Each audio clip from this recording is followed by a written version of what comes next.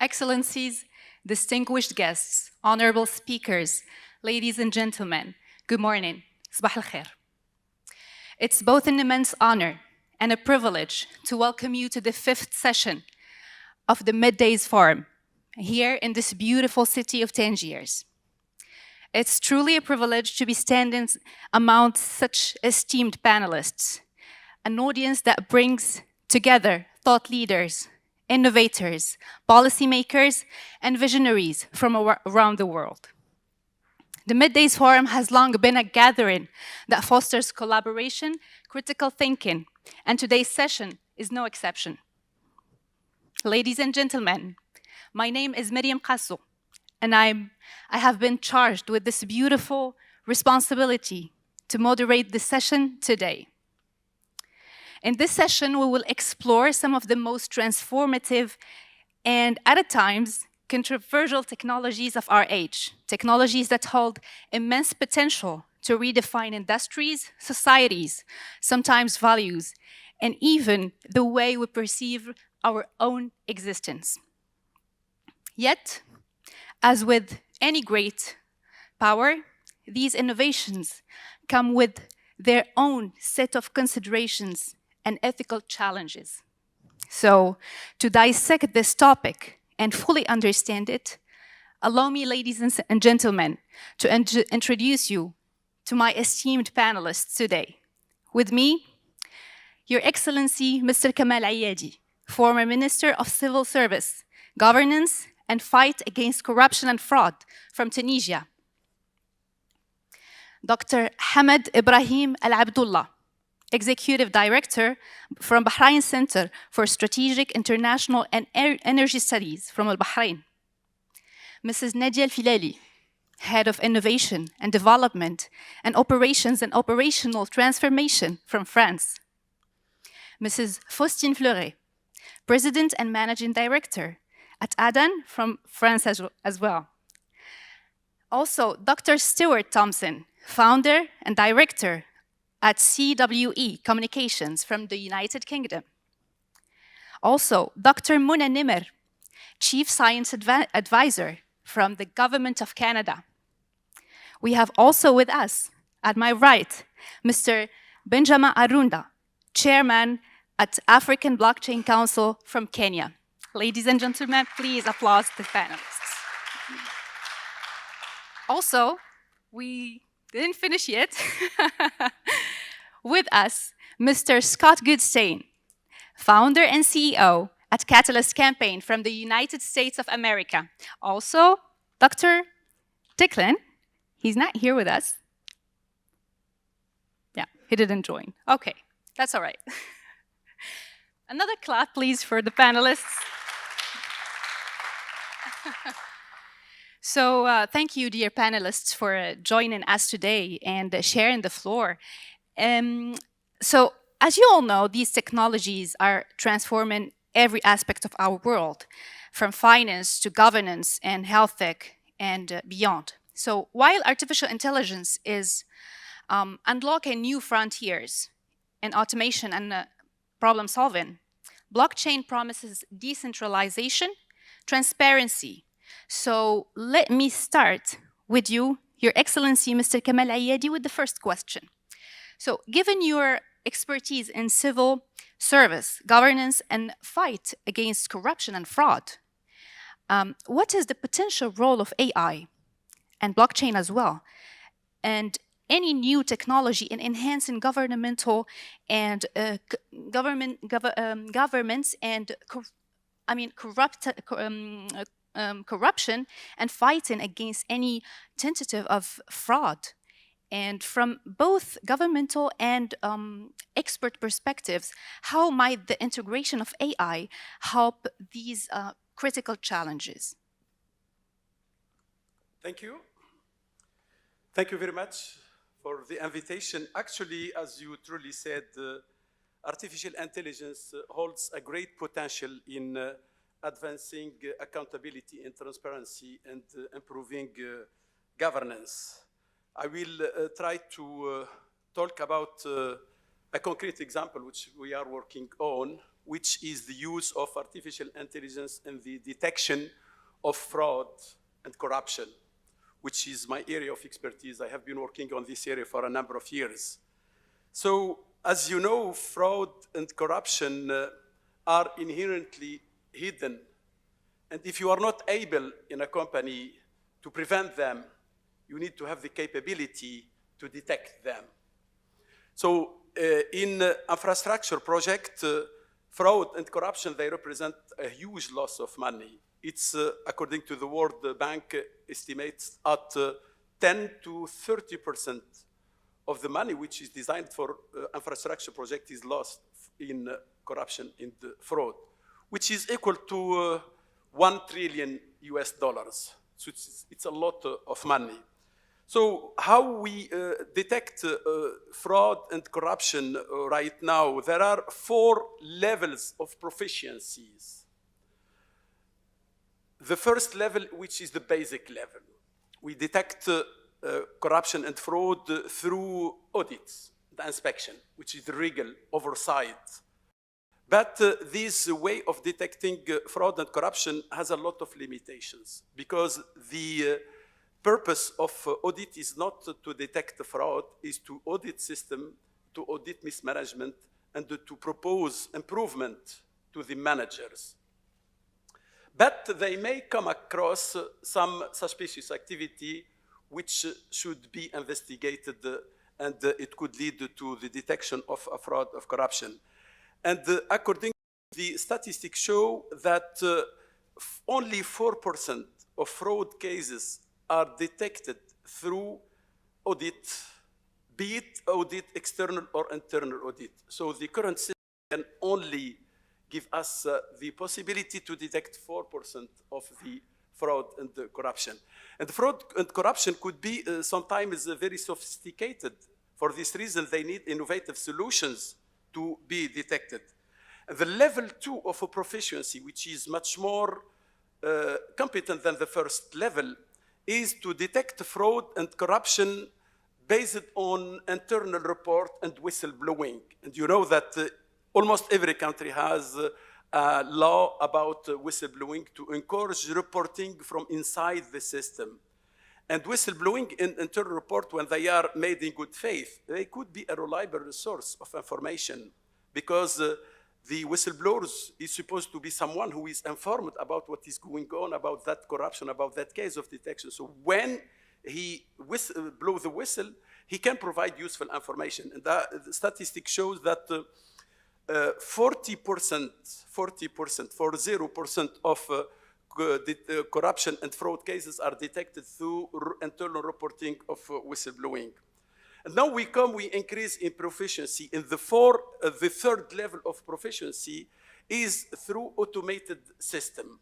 And the World Bank is using this system because the World Bank has funded a lot of projects in almost in every corner in the world, and it needs to apply an oversight to know what is going on with this project.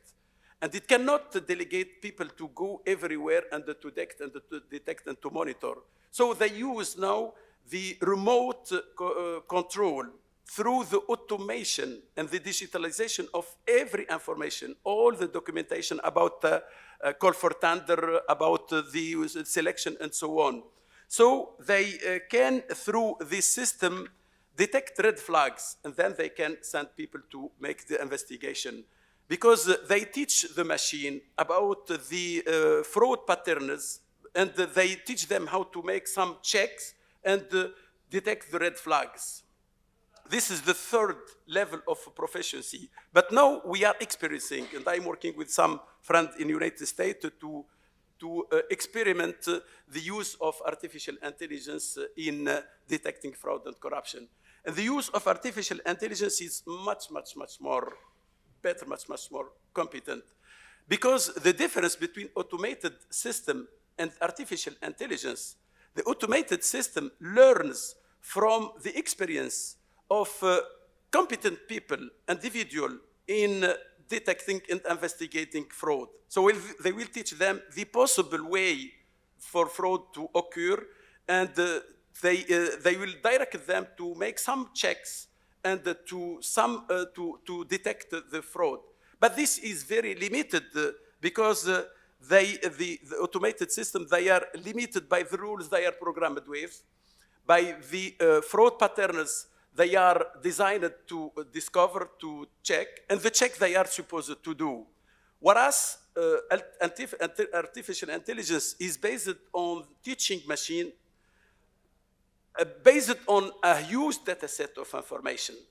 So the expert in detecting fraud will transmit his knowledge to the automated system, but this is a limited experience because he has, let's say, 1,000, he has dealt with 1,000 fraud cases, but artificial intelligence will learn from millions of cases, so they will perform much, much better and they will detect. So the orientation nowadays is to use artificial intelligence to detect fraud and corruption.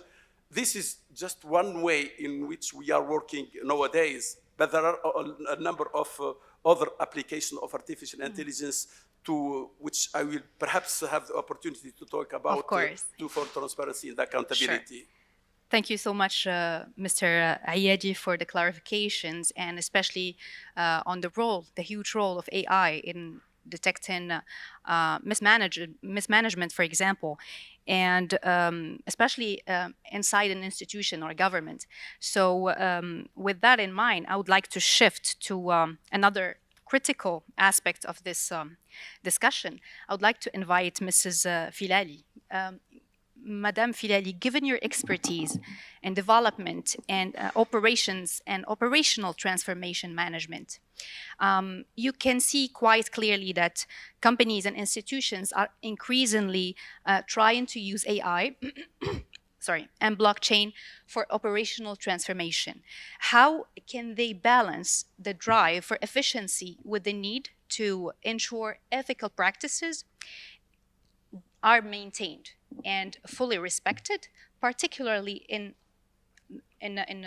institutions that uses maybe personal data? Thank you, Myriam. Can I switch in French or Of course, okay, of course. Thank you. Merci, Myriam. Donc, effectivement, mettre en place, enfin, utiliser l'intelligence artificielle ou encore la blockchain et même les cryptoactifs au sein d'une grande entreprise ou voire même d'une institution publique dans laquelle je suis, à la Caisse des dépôts en France, ce n'est pas une mince affaire. Et ce n'est pas une mince affaire pour plusieurs raisons. La première, c'est, et c'est un sujet qu'on a abordé dans une autre table ronde hier, c'est que ces nouvelles technologies, elles peuvent déjà faire peur aux entités avec lesquelles on travaille, et au premier lieu, effectivement, les collaborateurs, mais également le top management. Donc le premier sujet, c'est comment on acculture les gens au sujet des nouvelles technologies, de l'intelligence artificielle en particulier, qui va très très vite aujourd'hui. Comment on démontre la valeur que ça peut créer et comment on fait en sorte d'embarquer, mais ça c'est un processus de transformation un petit peu habituel, l'ensemble des personnes qui vont devoir utiliser ces outils-là. Donc, en premier lieu, ce qu'on a fait, alors déjà auparavant sur la blockchain, les cryptoactifs, je peux vous dire que ça faisait très peur. On a commencé par travailler à acculturer les gens, à faire des choses en collaboration avec d'autres entités de la place. Et donc, on a monté un consortium de places pour déjà comprendre le sujet, qui s'appelle l'AppChain, qui regroupe toutes les banques françaises, un certain nombre de startups, dans une vision de ce qu'on a appelé un do tank. Parce qu'en France, on sait faire un think tank et réfléchir, à un moment, il faut passer à l'action. Donc, on a commencé par cette vision du do tank, et maintenant qu'on sait faire, on est passé plus dans une vision de prospective sur un mode think tank, et on a mis aussi au sein de cette entité ce qu'on a appelé une Learn Academy, où on a formé des gens des différentes banques sur un certain nombre de sujets. Et sur l'IA, c'est la même chose, avec une difficulté particulière qui est qu'effectivement, il y a une dimension d'éthique ou de gestion des données personnelles. Donc, sur l'IA, on a en place, nous, une charte en fait, d'utilisation de l'intelligence artificielle qui a été mise en place par l'entité qui gère la data et l'IA au sein de l'institution, mais qui est aussi validée, et ça c'est important, par la direction juridique et la direction de la conformité. C'est-à-dire qu'on est une entité régulée, déjà, ça c'est un point, mais aussi on est assez sujet au sujet de conformité. On a mis la même chose en place auparavant sur la blockchain, donc on a une doctrine des actifs numériques qui a été validée au niveau du COMEX de la Caisse des dépôts, et là on est en train de mettre en place une policy sur l'IA, merci, également. Donc ça c'est un peu la base du sujet. Ensuite, concrètement, comment on fait? C'est que l'idée, c'est pas d'utiliser une technologie pour lui trouver des solutions, hein, enfin, ou des problèmes qui vont se résoudre par cette technologie. Donc, nous, on travaille de manière différente. Soit on travaille ce qu'on appelle en filière au niveau du groupe. Donc, ça peut être sur la filière finance, ça peut être la filière juridique, ça peut être l'immobilier, enfin, un certain nombre de secteurs. À l'identification de cas d'usage et de besoins, et ensuite on voit comment on met en place, d'abord en expérimentant et ensuite en industrialisant. Après, on a un autre vecteur qui est en train de monter pas mal en charge, qui est ce qu'on appelle Innovea, qui est un programme d'open innovation qui est ouvert à toute personne qui soit une start-up ou une PME innovante, ou voire même un collaborateur qui veut proposer une idée. Et là, on lance des appels à projets sur le sujet. Et typiquement, là, on va lancer un appel à projet sur la finance dite de demain avec d'ailleurs la Banque Postale Asset Management et une autre entité du groupe. Et auparavant, on a lancé un programme autour des RegTech et des LegalTech. Et pour faire ça, on a embarqué la direction juridique avec nous. On a fait coacher un certain nombre de startups par des opérationnels, ce qui leur a permis, d'une part, de monter en compétences, et d'autre part, d'arriver à comprendre que les outils qu'ils potentiellement allaient utiliser n'allaient pas remplacer leur travail aujourd'hui. Parce que quand je parlais de peur tout à l'heure, il y a effectivement la peur de ne pas savoir comment ça marche. Bon, ça, c'est une fausse excuse. Mais la peur d'avoir l'impression que son job va bouger et qu'on ne va plus nous utiliser de la même façon, ça, c'est extrêmement important. Et aujourd'hui, c'est une réussite parce qu'ils ont compris en quoi, par exemple, l'intelligence artificielle va les aider de façon très pratique à traiter des contrats, des term sheets, des packs d'actionnaires de façon beaucoup plus simple et où ils vont avoir une vraie création de valeur. Ça, c'est un point important. Donc, on travaille sur ces aspects-là. Et ensuite, on a un sujet qui est peut-être plus complexe, mais qui doit être un peu similaire un peu partout. C'est comment, une fois qu'on a fait cette partie d'acculturation et d'expérimentation, on monte en charge et on industrialise. Et là, ça devient beaucoup plus compliqué parce que dans des institutions comme nous, on a des socles technologiques, on a des roadmaps informatiques qui sont un peu compliqués. On a une gestion des risques qui est extrêmement complexe également, avec la RSSI et notamment les risques cyber qui sont assez importants aujourd'hui et de plus en plus importants, y compris dans nos secteurs. Et donc là, il faut arriver à la fois à créer un socle, et c'est ce qu'on est en train de faire en choisissant les langages en plus qu'on veut mettre en place et utiliser, qui soit suffisamment agile pour continuer à laisser une place à l'innovation et aussi à laisser une place à l'innovation ouverte en faisant rentrer des startups avec nous pour travailler, parce que souvent, elles ont plus d'idées que nous ou vont plus vite, en fait, en réalité. Donc ça, c'est quelque chose sur lequel on travaille et dans lequel on a mis une démarche collective et transversale où on met ensemble la filière informatique, la filière data IA, le pôle innovation, et y compris, et ça c'est un peu nouveau chez nous, la partie processus, parce qu'en réalité, quand vous allez toucher quelque chose ou un usage, vous allez forcément impacter aussi votre processus. Et donc, il faut embarquer tout le monde dans la chaîne. Et je vous assure que c'est pas simple. Après, par rapport au sujet aussi également de la table ronde, et ça, c'est ce qu'on fait vis-à-vis des utilisateurs, et notamment depuis l'émergence il y a quelques mois, enfin beaucoup plus rapide, de la GenAI, c'est que il faut qu'on traite la partie GDPR et il faut qu'on traite la partie éthique du sujet. Donc, au départ, les collaborateurs étaient un peu frustrés parce qu'on ne pouvait pas utiliser ChatGPT. En fait, on peut le faire, on y a accès, mais on n'est pas censé y mettre un certain nombre d'informations. Nous, on a une classification de la data chez nous qui va de 0 à 4, et 4 étant le niveau secret, donc vous n'avez pas le droit de sortir d'informations. Donc typiquement, vous utilisez Teams à peu près tous, peut-être dans cette salle, la data, elle part chez Microsoft. Chez nous, vous n'avez pas le droit de mettre un certain nombre d'informations quand c'est classé confidentiel ou secret sur Teams.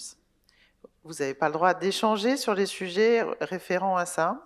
Vous n'avez pas le droit de mettre des informations sur ChatGPT de cette nature-là. Dit comme ça paraît super simple. Moi-même qui sais tout ça, en fait, c'est beaucoup plus compliqué que ça, puisque en réalité, c'est tellement facile de pouvoir copier quelque chose, d'ouvrir ChatGPT sur votre poste, etc. Et ça, on en a un petit peu parlé hier, c'est un sujet d'éducation, je pense, qui est global, au niveau des entreprises, mais aussi de la population, sur comment on gère la donnée personnelle, quels risques on a à faire ou à ne pas faire ça. Et c'est très compliqué. Donc ça, on a une espèce de frustration d'entre les deux. Donc on a mis en place ce qu'on a appelé... on a notre chat GPT à nous, qui ne s'appelle pas comme ça, mais qu'on a ouvert doucement à Internet. Et en fonction de la donnée que vous allez vous prendre, vous allez pouvoir faire travailler le sujet et les langages. Et il y a des cycles de formation au prompt, parce que ensuite il y a un sujet effectivement d'hallucination. Et typiquement, ce matin, avant d'arriver, en réalité, j'ai reçu un message qui m'a expliqué que les risques ont testé un certain nombre de prompts et ils ont considéré qu'il y avait 50% de fausses informations dans les requêtes qu'ils avaient faites. Donc ça, il faut faire attention. Et ensuite, un sujet, moi, qui m'est particulièrement cher, mais j'arrête, c'est les biais. Et juste, parce que je vois qu'il y a beaucoup de femmes dans cette salle quand même, il y a plusieurs formes de biais. Il y a un biais de genre qui est extrêmement important parce que les hommes qui écrivent les algorithmes sont des hommes. Et donc, tant qu'on n'aura pas assez de femmes, et Myriam, je vous félicite de votre activité pour faire des algorithmes, on aura toujours ces biais. Et ensuite, il y a des biais beaucoup plus importants. On est ici au MEDays avec un certain nombre de pays africains, mais si tous les langages sont faits d'un côté de l'Atlantique ou de l'autre côté de l'Atlantique, vous allez avoir des biais culturels extrêmement importants sur l'IA. Et je pense que là-dessus, il faut avancer. Voilà.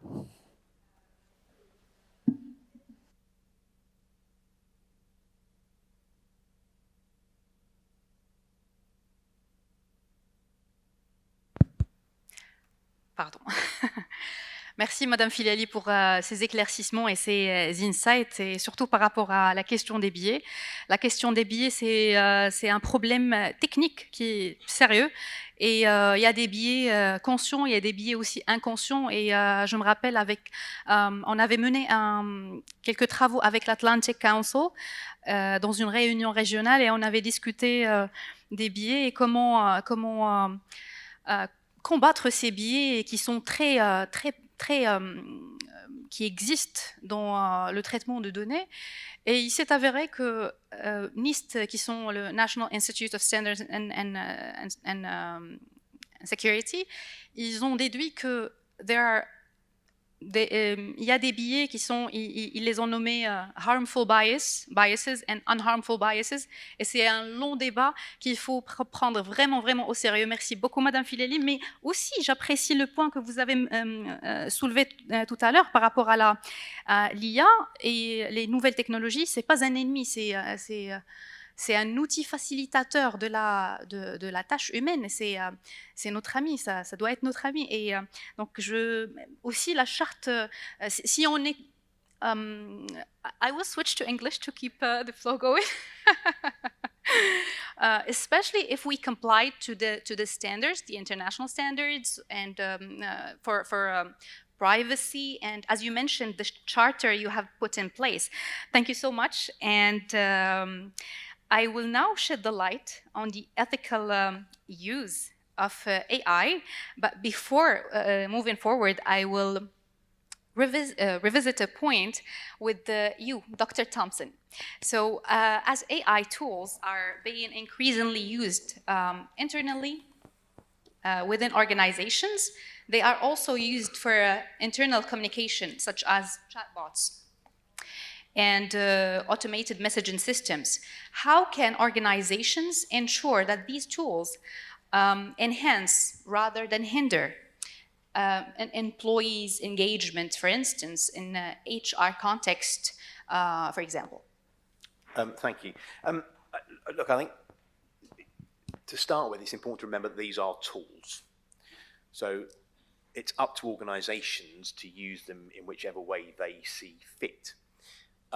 Sometimes they get slightly blinded to the idea that everybody else is using these tools, therefore we have to, and just implement them. Whereas what they really lack is the understanding of what they're, in internal communications perspective, is what their employees want, what their fears are as well. So just as entities can be sort of, worry about what these technologies mean, equally employees do as well. A bit closer, sorry, I thought I was a bit worried about shouting too loudly and coming across as ranty. So the more that we can understand what the employees want, their fears, and address those, then the technologies can be used for greater effect. So for instance, we design their use in organizations with the employees in mind, not just what the organization itself wants. So it's designed and implemented because of the employees, not almost in spite of them. And look, the reality is that probably most of us in the room have seen this with ChatGPT and other technologies, which is that, even if an organization implements a sort of a blanket ban on you can't use these things because we're worried about where the documents will go and how they're shared, etc. What do? We probably turn on our personal computer and just use it that side. So, work, that's fine, but we'll look for a workaround. So again, from an internal perspective, not just simple yes or no's, but actually how is the reality, how is this going to be used by the employees, and think about what that may be. So we design and work with the AI, pick on AI in particular, to address the employees' communications preferences, their real working life. How do we make it useful for them? Again, not just about the organization, but about how they will work with it, how they will interact with it. And also get some regular feedback on how it works as well. Again, that's a sort of a human element to all of this. And some transparency about how it was designed, why it's designed, what the purpose is within an organization, so that employees don't get scared by its use. So this isn't about tracking my, day-to-day working life or seeing how efficient I'm being so that maybe the employees will work out that I'm not being as efficient as I should be and therefore take action, but actually to make my life easier, to make that working pattern more effective. Now, I think there will also be some aspects, actually, whilst arguing for a sort of a human aspect to some of these things, actually, for some aspects of our working lives, we don't want too much interference. Look, I work with a lot of HR teams. I don't work in human resources, but I work with them. And when I think about organizations that I worked for as well, there is often a huge amount of mistrust of HR functions. What are they doing? What are they, are they really looking after us? Are they really just trying to get rid of us, etc.? So, as we talked about, was mentioned earlier about whistleblowing, actually, if some of that can be taken away and dehumanized in some way, in other words, the person doing the reporting can have absolute faith that the report that they made isn't just going to be sort of, sidetracked because actually that's a really important person within the organization, but actually will be dealt with and information will be gathered and it can almost be sort of semi-automated in that way. Well, maybe that helps in that instance. So absolutely, so human element, but also taking away some of the human element sometimes. And I appreciate that's slightly contradictory, but I think that's where AI can be really helpful. And also thinking about its use in dialogue as well internally. So can it be used for a constructive way about how people actually do their jobs? So to share their experiences, to get that continuous improvement and efficiency drives that organizations will look to achieve. Can the tool deliver that? But again, come back to that starting point, which this is a tool. It is not. It is in that sense just a new technology. Organizations and governments have dealt with new technologies, from the dawn of civilization. This is just the next iteration. So nobody should be scared by that, but equally nobody should just adopt them in a blanket approach. Thank you so much, Dr. Thompson. Actually, your words on organization drawn my attention to two major concepts, which is leadership and accountability. And for that, when we think about leadership and accountability, these qualities are fundamental for integrity, which is especially vital in the context of elections and political campaigns. So, Mr. Goodstate, as AI is increasingly used to assist in election monitoring, from predicting voters to detecting irregularities, how do you see AI improving the accuracy and fairness of electoral processes and campaigns? And what potential risks could arise from relying too heavily on AI for such critical tasks? Thank you, Miriam, and it's an honor again to be back at MEDays. I thank King Mohammed VI for hosting all these events and these conversations. And irony that you're asking the Democrat from America to answer any questions about elections when I should be looking to the rest of you as my team's in the wilderness right now. In all seriousness, elections are becoming more and more complicated, and while these panels that we discussed 2 years ago at MEDays and new technologies then, and I was one of the first panels on social media at MEDays, and that was new. It's all the same problems. Any new technology that gets developed for good, very quickly there will be nefarious uses of it. And so I've had the honor of being at the forefront of some of these technologies. Many of you in this room are at the forefront of developing the next generation of technology. And what we need to figure out is, what as a society do we value and what guardrails do we value?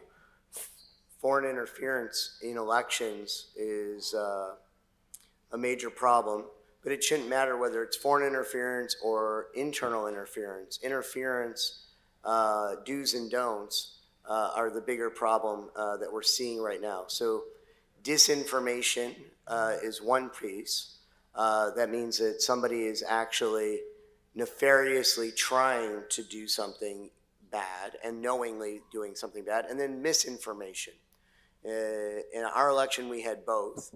We had foreign entities, Russia, Iran, pushing disinformation into social media using AI, using bots, etc. And we had misinformation, which is grandma, mom, just not understanding the issue or overhearing some of the disinformation. These are not new problems to society, as Dr. Thompson just said. These are historic problems. And so I would just ask everybody in here, just quick show of hands, how many people use Wikipedia on a regular basis? We all do, because it makes life easier for Wikipedia. But a lot of people in this room are academics and didn't raise their hands because academics know that you can't source and use Wikipedia as a credible source. And so what am I getting at? Well, the big problem with social media years ago was we couldn't tell the source anymore. We just saw it in a picture being shared on social media. Now with AI, it's very, very hard to tell the source. You put something into ChatGPT and you trust it as the accurate source. And so what I'm getting to is the actual source, large data models. And I'll blame some of this on the US patent laws and trademark laws. Associated Press, New York Times, all block, any Wall Street Journal, all have paywalls and don't open their sources up, which means that information is not being sucked into a lot of AI and becoming more and more problematic. In the same way that Wikipedia, once it was used for good and we opened up and we created this largest encyclopedia in the world, now all of a sudden 10, 15-year-olds can go in there and wreak havoc on something that was good. And so source data matters, and how we verify source data in large data model sets, to me, is the essential question for the future. And if you don't think that this impacts you, think about how your country is perceived in the rest of the world. How is my country? How is the elections being perceived? Did everybody in the US think one way or the other way? Or what's the gray area? It all comes down to this source data. And the worst part of this, in case I haven't scared you yet, is machine learning with AI. So once the source data is wrong, machine learning may multiply that source data and put it all over the internet, repeating over and over and over again. And the final piece of this, wait, there's more. If that's not scary enough, the final piece of this is that you now have the ability for computer processing to happen faster than ever before. So that means that the repetition of misinformation, let's call it not nefarious, just you cited the wrong source like you did on a high school paper or a college paper. You cited the wrong source, or your citation of that source was slightly inaccurate because you didn't understand the language. Right? This goes back to ancient history and biblical languages. One or two words slightly misunderstood now is getting repeated by machine learning over and over and over again. That's if it's misinformation. The final piece of this is if it's disinformation. Really, your words, Mr. Goodstein, were like music to my ears, especially regarding the point that you mentioned, which is the rise of complexity regarding source data. And especially that it's getting very, if your data is not really maîtrisé or mastered, you'll get a false percentage of accuracy. And sometimes with the scarcity of data, when you get to sometimes train your models using synthetic data, that's going to lead us to a certain maybe slippery floor. So thank you so much for these insights. And since we're talking on a governmental aspect and institutional aspect, I'd like to turn to Dr. Muna Nimer. She's a Chief Science Advisor at the Government of Canada. I'd like to know if you have any insights on this regard that you can share with the audience.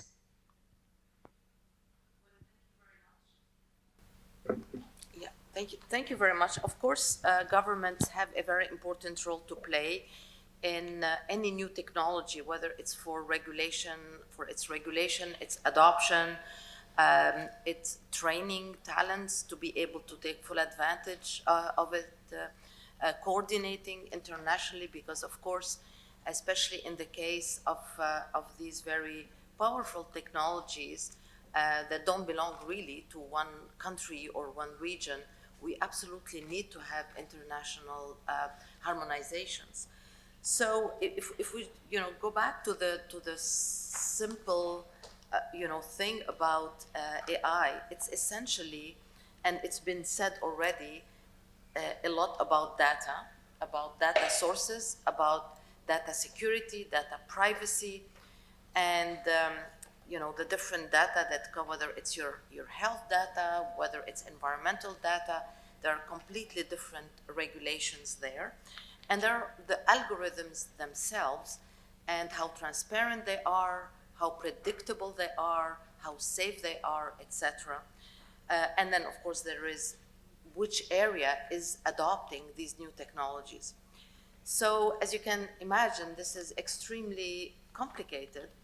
And I think we need to approach it, and we have been approaching it, for example, in Canada, in different ways. One, for example, in terms of the data, there are principles around the data governance, the data sources, and the algorithms themselves and the applications. So to give you a concrete example, yes, you know, AI can be a bit scary, but AI, you know, fundamentally is a tool, and sometimes I like to think about the A in AI as not artificial, but maybe augmented, as in really helping humans, augmenting their intelligence and their capabilities. So not all areas really are suitable for use of AI or need AI. So there is a sort of risk calculation here that needs to happen. But the government of Canada has proposed what we call the FASTER principles, which is fair, accountable, secure, transparent, educated, and relevant. And I hope that each of these words, you can, you know, fit them in what's been said by my esteemed panelists here. For example, accountable. At the end of the day, someone has to take accountability for use of an algorithm and a database. Fair means you need to be sure that the databases on which the algorithm was trained is actually legitimate, that it's used ethically, and that it's devoid of biases, but you need to redouble check this. Secure is about the data. No one wants to see their personal data, whether it's banking, and I'm sure that the blockchain colleagues will talk about this, your health data, any personal information be put out in the open. Transparency, I think, is critical, but we need to acknowledge right now that most of the algorithms that are in use actually are not transparent. The experts themselves don't know how the algorithms work, so it's really difficult to have regulations, to consider safety applications, etc. And I want to send the message that although that we're already applying AI to many areas very successfully, we still have a long ways to go in terms of research and talent training for AI. And that's a very important role for both government and the private sector. And maybe I'll stop here and we'll see how it goes. Well, thank you so much, Mrs. Namer. You spoke about integrity and data governance. And I think it's a concrete example of one of the processes that are fundamental to integrity. And when we talk about integrity, it always takes me back to electoral integrity, and as a goal that can be achieved through robust regulatory frameworks. In Europe, for instance, where data privacy is a major concern, the challenge becomes even more complex as we introduce technologies like AI and blockchain. With that in mind, I would like to turn to you, Mrs. Fleuret, to discuss the regulatory challenges in Europe. So given that blockchain technologies are relatively, let's say, new, if we may, and that new cases and actors leveraging blockchain and crypto assets, I know that you're an expert in the field, have since emerged. So how has Europe developed its regulatory framework to address key concerns such as investor protection, data privacy, and the fight against financial crime, ensuring that the risks associated with these technologies are effectively mitigated? Thank you very much, and thank you once again for the invitation. Really happy to be there. Yes, I will mainly focus on blockchain technologies, crypto assets.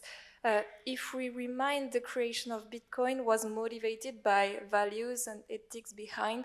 I'm thinking about financial inclusion, I'm thinking about self-property, I'm thinking about data privacy. But when there is an innovation, public policy makers, regulators do not really rely on the ethics behind technologies. They better rely on regulations. And when it comes to regulation, we can rely on Europe to be the first one to move.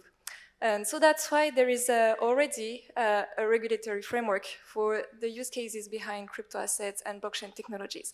France was actually the first mover because we have a regulation since 2019, so for more than nearly 6 years, which is covering crypto asset markets, both primary and secondary markets. So France was leading the building of regulation of those new use cases behind those technologies. And now Europe is taking the lead to harmonize everything at the EU level, which is a great news. Which is a less great news is that there is no international harmonization of regulation. And I do agree it will be really important that regulation is unified because we are dealing with digital, we are dealing with technologies, and there are no longer barriers. If you are in one country, you can access to the services and an operator in another one, and it will be really easy. So there are specific regulations that are dealing with crypto assets in Europe, which are the MiCA regulations and the pilot regime regulations.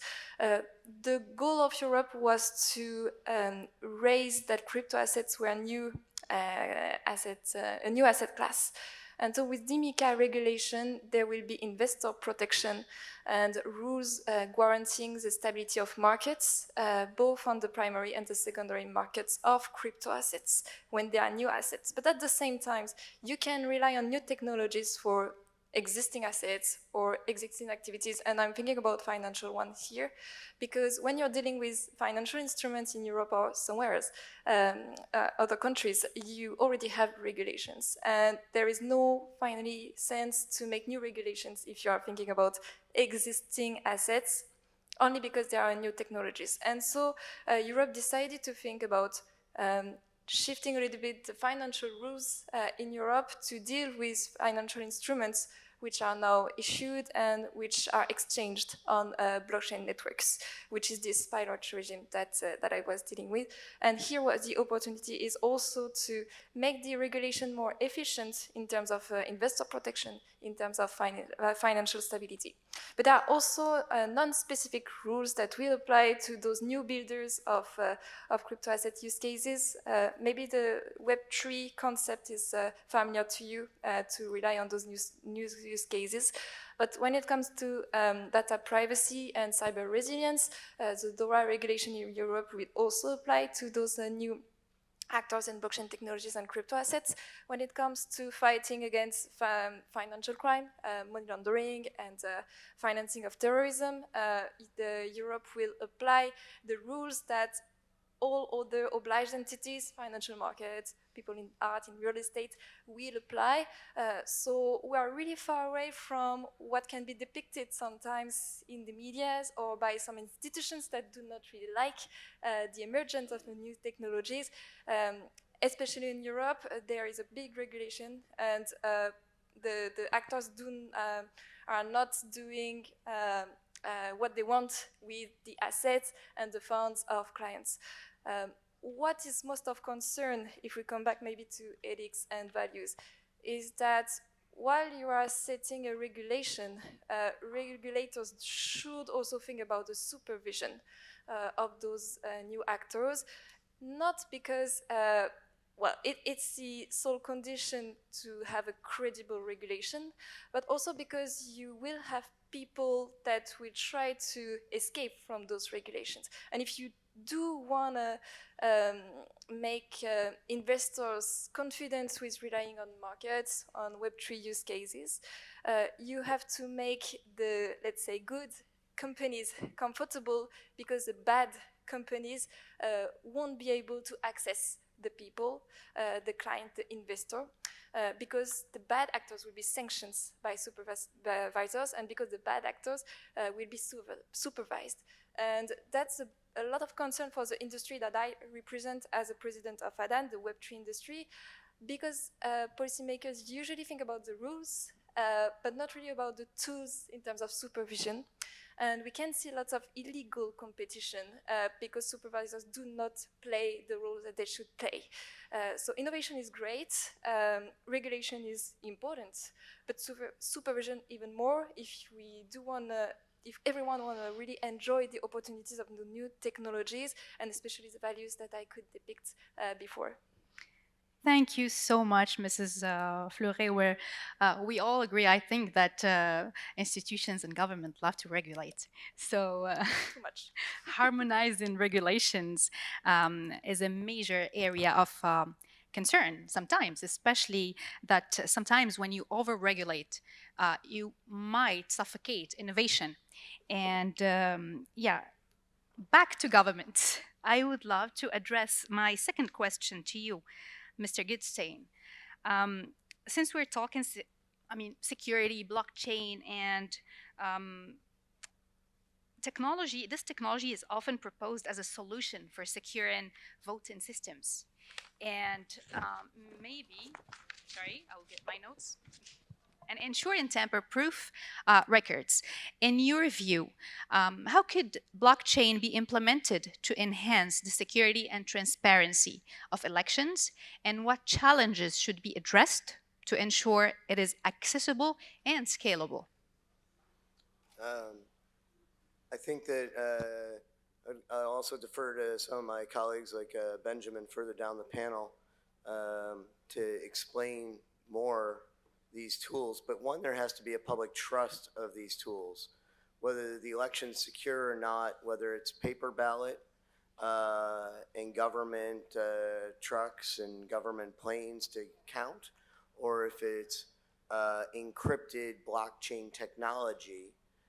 If the people don't trust the process, so the time to explain the process around AI, the time to explain the process around blockchain technology to get the public's trust is really the core of the question in my mind.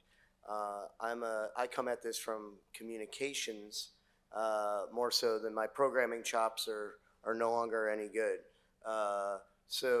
But understanding the communications to explain it to grandma in a village and how her vote is secure is what matters to society. And so to me, the big questions are we explaining this? Are we putting blockchain as a technology into the DNA of society? And then having every government aspect look at it. The same thing with AI. Can we make sure that it's not going away? So is your government looking at it, and are you explaining it to grandma further away who may or may not be even on a computer yet? And so we have to do a better job of explaining our technologies and translating them into story and trust more so than even worrying about the technology itself. Thank you so much, Mr. Goodstein, for these insights. I do believe that the role of technology has to be compliant with the standards and also serve the rights of the citizens and the users. So with that, I would like to turn to Mr. Hamad Al Abdullah with my question.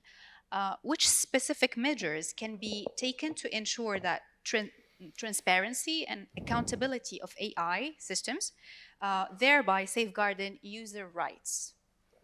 Thank you so much, and I'd like to thank the organizers for this event for hosting us and for their warm hospitality. This is my third time participating in this prestigious and esteemed event, and I always look forward to participating in it, and I look forward also to being part of it in the year 2025.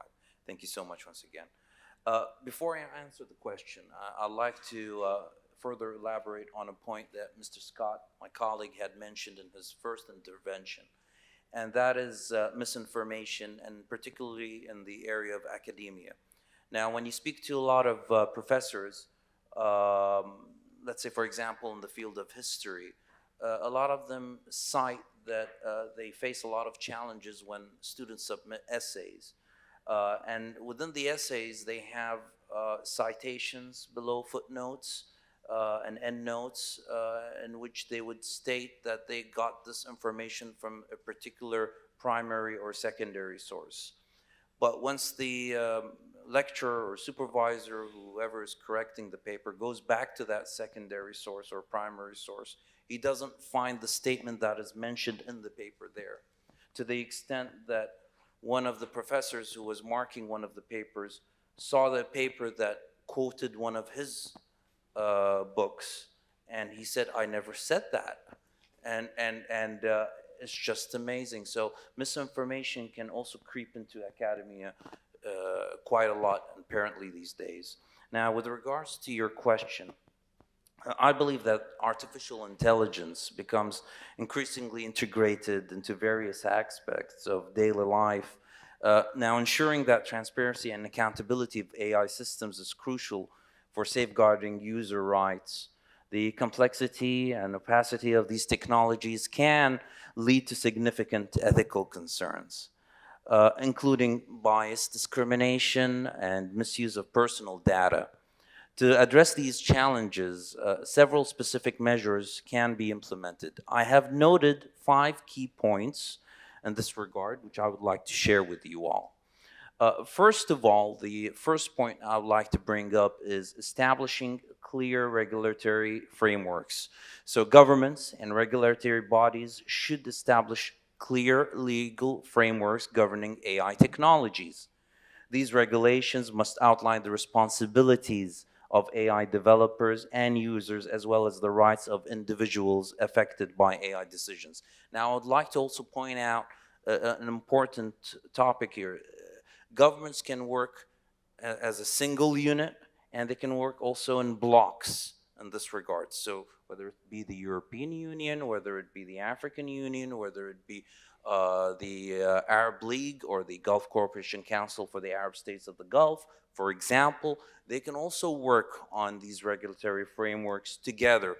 So you can work on it on individual cases and also as blocks. Secondly, implementing audits and impact assessments. Regular audits and impact assessments of AI systems are essential for ensuring accountability. It's sort of like any organization. At the end of the year, you want to review your data, you want to review your financial output and outcomes. So you'd need to hire a third party in order for them to oversee what you have done, and also to monitor what you have done and whether you're moving in the right direction or not, and if there are any challenges, what challenges are there and how to address them. Thirdly is promoting explainability in AI. Explainability is a key component of transparency in AI systems. Developers should strive to create algorithms that provide understandable and interpretable outputs that can involve using simpler models where possible, or providing clear explanations for complex algorithms. So they need to explain to the users how they're collecting this data and how this data is being displayed. So the process of displaying this data is quite important for the end users.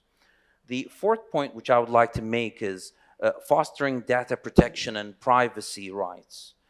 User rights are closely tied to data protection and privacy. Organizations must implement robust data governance policies that prioritize user consent and control over personal information. So at the end of the day, your personal information, what you bought from a certain market, or what food you ordered on a particular day, you don't want that to be on public domain at a later stage. So also the protection of privacy laws is quite important. And also something that we didn't talk about is targeting not just the internet that is accessible to all of us, but also the dark web. It's quite important to put measures to stop these leaks and such spaces online.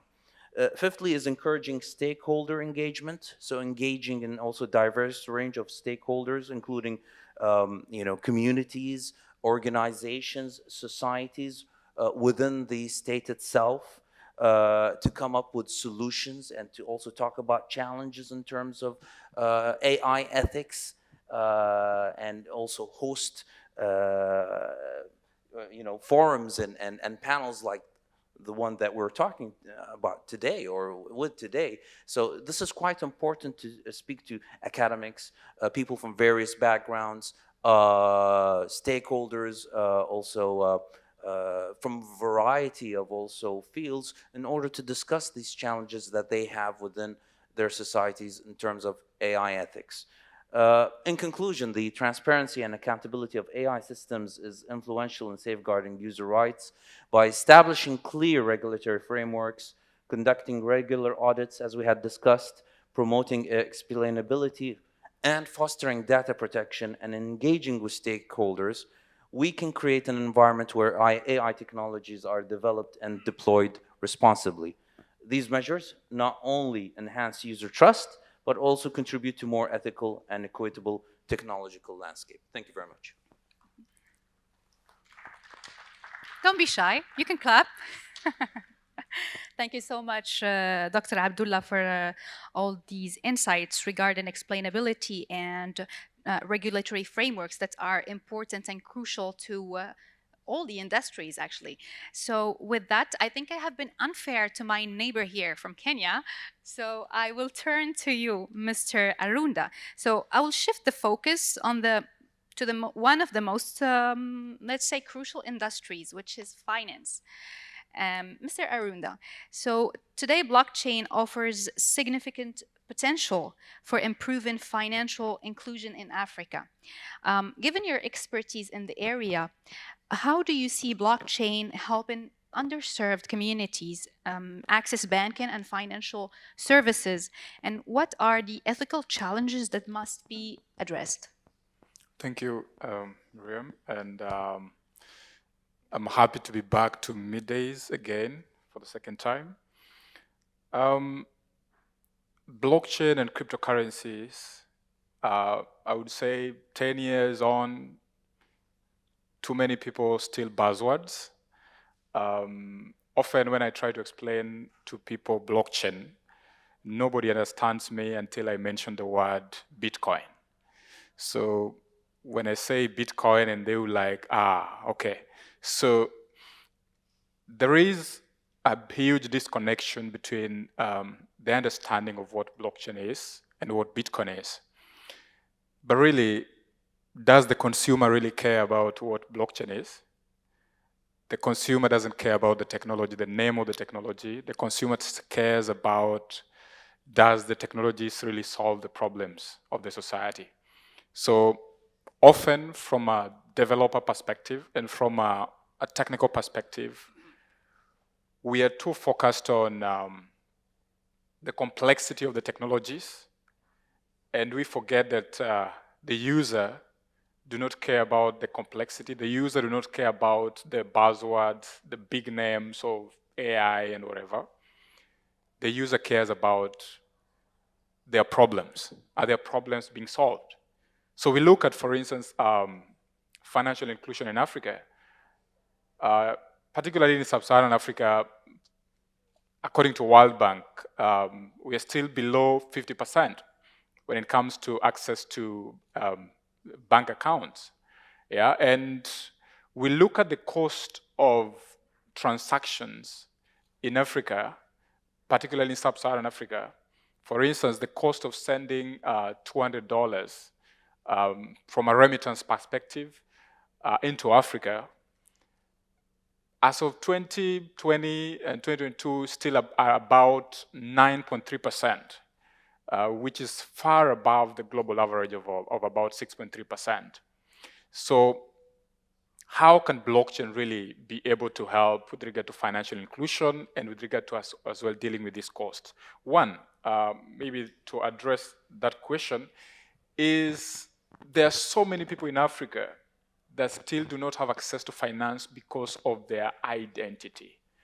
They are not able actually to fulfill the requirements of the regulators, of KYC, of meeting the know your customer. When you go to the bank, the first question you're asked is, we need your tax ID, we need your national ID.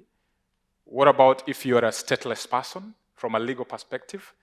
What about if you're a refugee, you do not have the documents for that country, you're not able to fulfill the requirements for KYC? How then are you able then to transact financially in that country? How can you be included in the financial ecosystem? So from that perspective, blockchain really come in handy, because with blockchain, startups like Kotani Pay in Kenya and startups such as Sarafu, which is a community inclusion currency also operating out of Kenya, they have demonstrated that with blockchain, stateless persons and refugees can actually be granted digital identities based on the blockchain. Because remember, the goal of KYC and the goal of ID is to verify that you're actually a human being. Yeah? So we need to give even the stateless and the refugees an opportunity that if they are not registered already in the countries where they are hosted, and if already the stateless persons cannot be able to access finance, then through blockchain solutions, they can be able to have digital IDs and be able to access financial services. Then let me address also another issue with regard to maybe a little bit out of that question, but an issue of interest that I've captured also out of this conversation is the issue of ID also. With AI, with the emergence of AI, I mean, the question we ask ourselves is how far will humans go in exploring AI? I mean, the language models that we have right now, the LLMs from Gemini and GPTs and the rest, Llama, if we look at the language models that we have right now, their capabilities in generating deepfakes and fake news onto the internet is so high. So if we look at data from over the next 5 to 10 years, more than 80% of the information that you find on the internet will be AI generated. How will we know which one is fake, which one is real? Now, if you look at, for instance, the emergence of deepfakes, I mean, someone in here in the room, I believe nobody's doing this, someone in the room records a 1-minute video of mine, uses an AI deepfake generator to generate an avatar of me, then creates a script and gives it to uses my AI avatar to generate a video where I am slandering someone, yeah? It becomes a problem because such a video, if produced in a court of law, it's also a problem for the judges and for the jury to also verify whether this is Benjamin speaking or this is actually not Benjamin. So it's a problem. I mean, it's you look at it from a crime perspective. Your daughter, someone gets a picture of your daughter, a video of your daughter, with their voice as well, and they generate an avatar.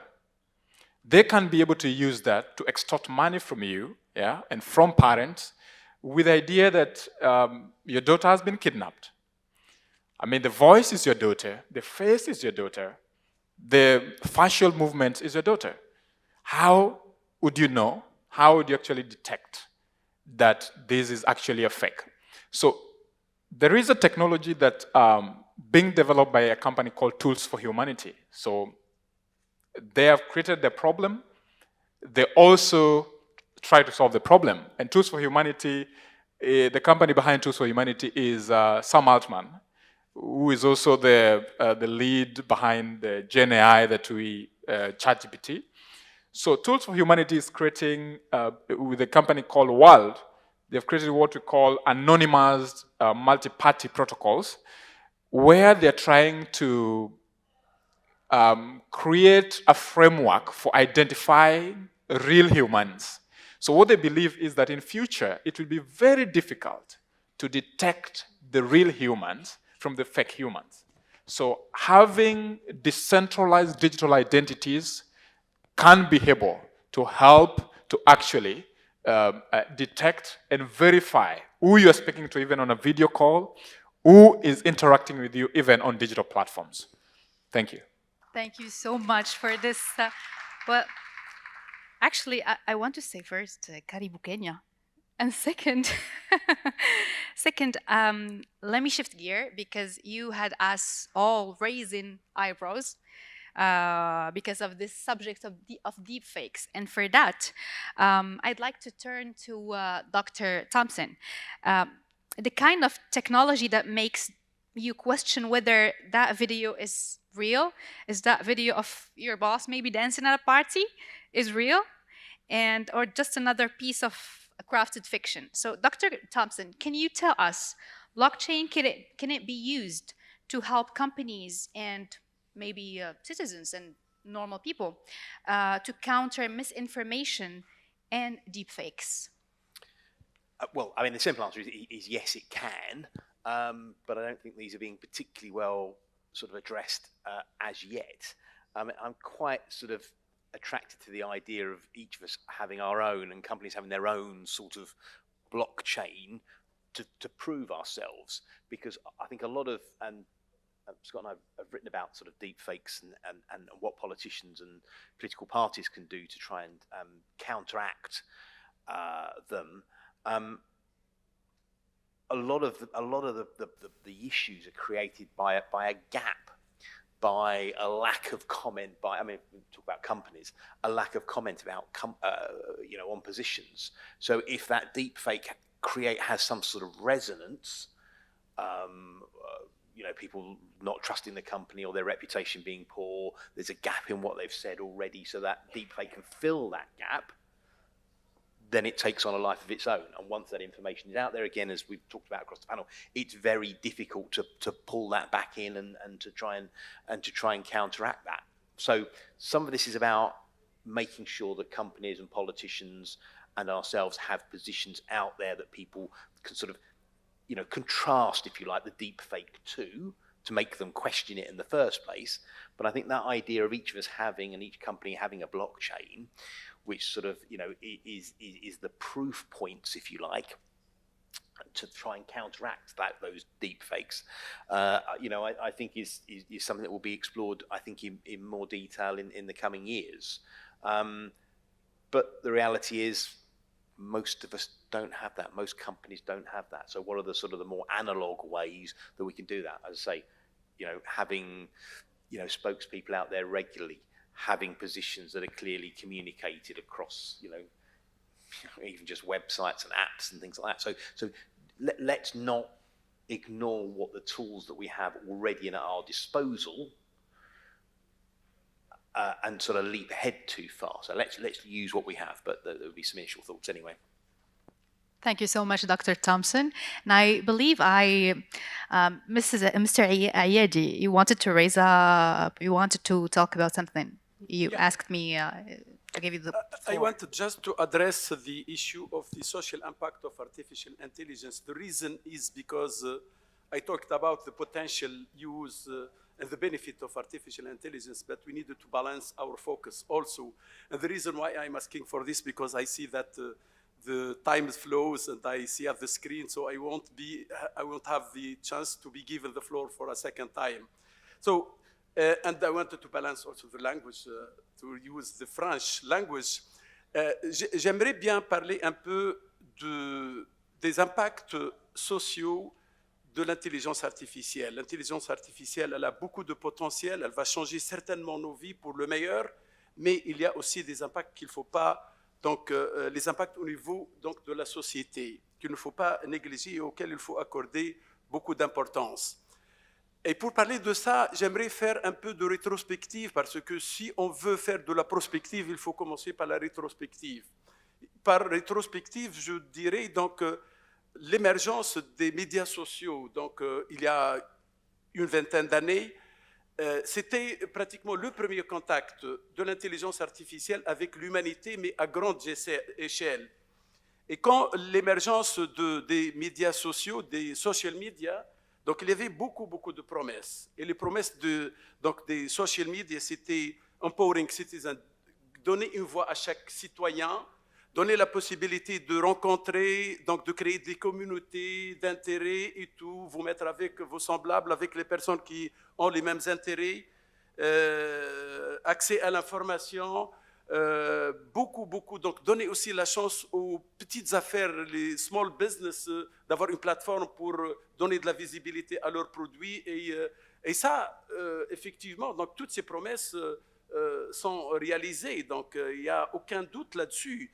Mais le problème, il y a aussi, donc, à côté de cela, des conséquences et des impacts, des side effects sur la société d'une façon générale.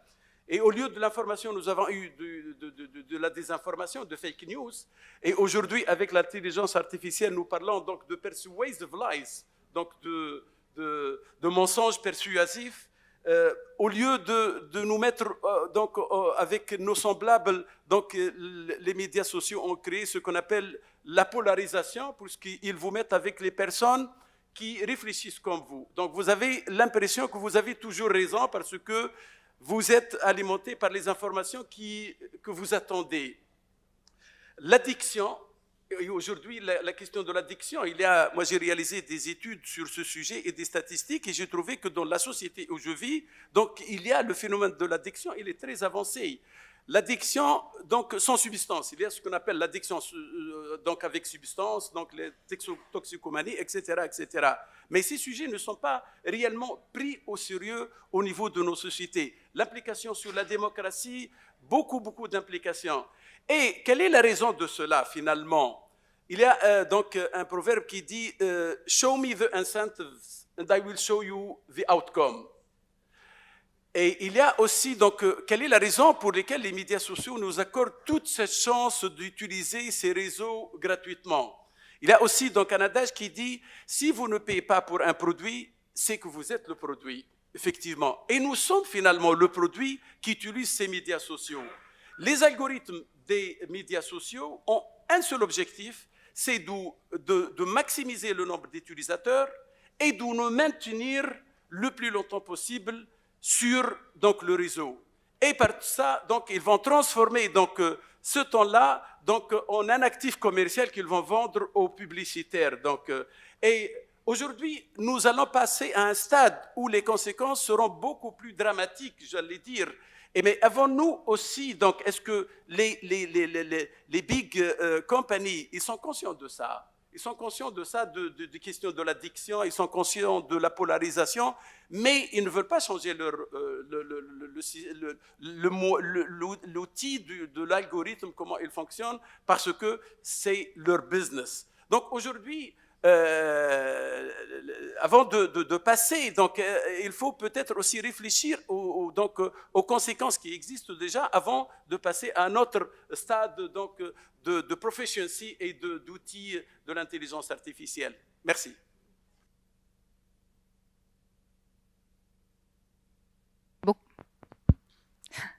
Thank you so much, Mr. Ayedi. Actually, I liked when you mentioned that quote. If you don't pay for the product, then you are the product. And I wanted to share maybe a documentary that might be interesting in this area of deepfakes, disinformation. It's called Social Dilemma. It's on Netflix, and I think you'll enjoy it. And in this regard, I'd like to shift to another key area of focus. I'd like to ask you, Madame Filali, as AI and blockchain technologies evolve, collaboration between technology developers, policymakers, and public sector leaders, and so on, it becomes critical. What steps would you recommend, Madame Filali, to foster meaningful collaboration and ensure technologies are used in ways that align with societal values and ethical principles? Thank you, Myriam. I will again switch to French because it's more easy, sorry for me. And je dirais que quand on parle de nouvelles technologies, d'adoption, d'éthique, effectivement de gestion de l'impact sociétal de ces technologies, on a tous ici, en fait, autour de cette table ou même dans nos entités respectives, une façon de voir les choses, et on a tous une paire de lunettes et on ne voit pas les choses de la même façon parce qu'on a tous une paire de lunettes différentes. Et donc, les gens qui sont plutôt dans la technique ou développeurs vont avoir un rapport à la technologie qui est ce qu'on va appeler un peu en management un peu bleu, c'est-à-dire assez rationnel, etc. Et vous allez avoir des gens qui vont avoir une réflexion plus émotionnelle et d'autres différentes. Donc, c'est essentiel quand on parle de société, quelle qu'elle soit, que ce soit une entreprise ou que ça soit une société-nation, il faut qu'on puisse travailler ensemble. Donc c'est souvent compliqué quand on n'a pas la même paire de lunettes de collaborer ensemble. Donc ce que je veux proposer, c'est que si on n'arrive pas à collaborer, j'aimerais qu'on arrive à passer à minima à une autre forme qui est la compétition. Enfin la competition peut-être qui aidera certains à collaborer ensemble en pensant qu'ils gagneront par rapport à leurs voisins. Ça c'est un point introductif. Ensuite, ce que je peux dire, et moi je le vois directement au sein de mon équipe, mais je le vois aussi avec les travaux qu'on a pu faire avec la DAN et même en amont en France, quand on a commencé à travailler sur la partie blockchain et crypto. Moi, dans mon équipe, quand j'ai commencé et que la première fois que j'ai entendu parler du mot Bitcoin, c'est un jeune homme de 14 ans avec des cheveux un peu comme ça, qui m'a dit à 21h un soir, il faut acheter du Bitcoin, c'est cool, ça monte. Et je lui ai dit, mais il n'y a pas de sous-jacent, qu'est-ce que tu me racontes, ça sert à rien, etc. Bon, j'étais un peu plus vieille, mais je me suis dit quand même, ce jeune homme, et je vois qu'il y a des jeunes hommes qui rigolent dans la salle, je me suis dit, lui, l'avenir, c'est son avenir, donc il le voit. Et j'ai commencé à travailler avec des gens très différents, de façon décentralisée à la Caisse des dépôts, qui sont des développeurs, des juristes, des financiers, etc. Et on a tous travaillé ensemble. Et ensuite, on a monté un consortium qui s'appelle LabChain, qui existe toujours, on a travaillé ensemble, mais on a commencé à travailler ensemble dans une dynamique en France qui est extrêmement intéressante, qui est qu'on a commencé à faire collaborer le ministère des Finances, les parlementaires à l'Assemblée nationale et au Sénat, les entités de recherche, etc., tous ensemble. Et donc, quand on a travaillé sur la réglementation, notamment sur les cryptos, on l'a fait ensemble et pas les regulatory dans un coin et les autres dans un coin. Parce que, en fait, on ne régule pas déjà une technologie, on régule des usages, mais ces usages, comme ils sont portés par des technologies complexes, il faut que les régulateurs puissent comprendre la technologie. Et donc, il faut réellement bosser ensemble, et y compris à l'autorité des marchés financiers. Maintenant, vous avez des gens qui sont en fait des gens qui comprennent la technologie avant de réguler des entités. Et nous-mêmes, on a monté l'offre de conservation d'actifs pour l'État français, et notamment pour les avoirs qui sont saisis et confisqués pour des raisons pas extrêmement propres, on va dire ça comme ça. Et ça, c'est un travail de longue haleine tous ensemble, parce que ça pose des questions très très différentes. Bon, là, je vous parle à un niveau très local, mais aujourd'hui, on travaille aussi au niveau européen. Moi, j'ai géré, alors, et à côté de Faustine, j'ai été présidente de INATBA, International Association for Trusted Blockchain Application, dans lequel on a des membres, des grands, des petits, mais on a aussi un advisory body et on a on a un government advisory body et un academic advisory body qui regroupe des pays, des membres de partout dans le monde, que ça soit d'ailleurs au Canada, beaucoup sur la DID, sur la Digital Identity, en Afrique du Sud, au Japon, à Abu Dhabi aussi, etc. Donc c'est essentiel en réalité de travailler ensemble. Et ma vision, si je dois répondre à votre question, Myriam, c'est que en une minute, c'est qu'en fait, c'est pas une option. Et je pense que son Excellence a parlé tout à l'heure des impacts sociétaux. C'est pas une option parce que ces technologies-là, que ça soit blockchain et IA, en fait, il ne faut pas croire qu'en mettant des barrières réglementaires, les choses ne vont pas exister. D'ailleurs, toutes les innovations existent parce qu'à un moment, quelqu'un a l'idée de trouver la faille.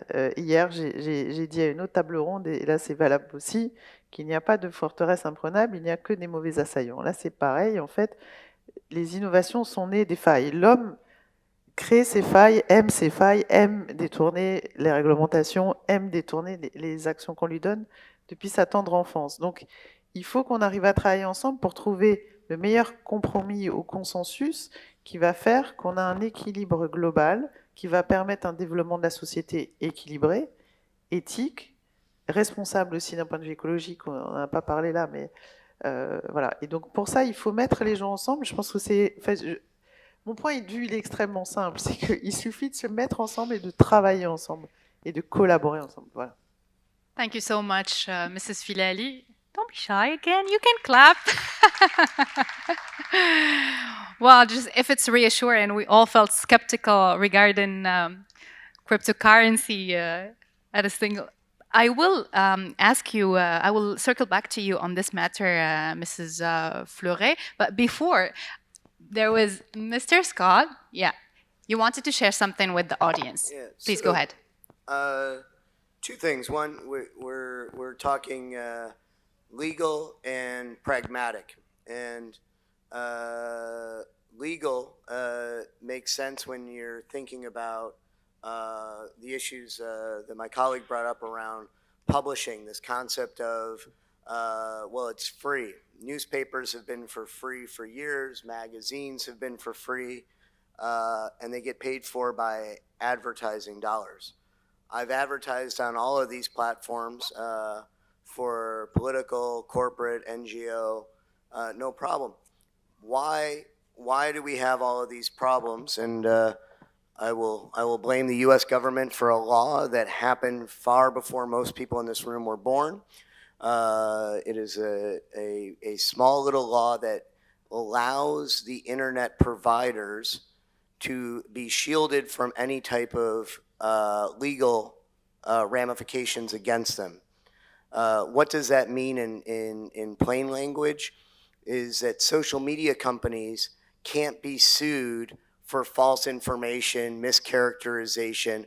They're using the law of Yahoo and AOL and the internet as just the track, and that they are blind to being a publisher.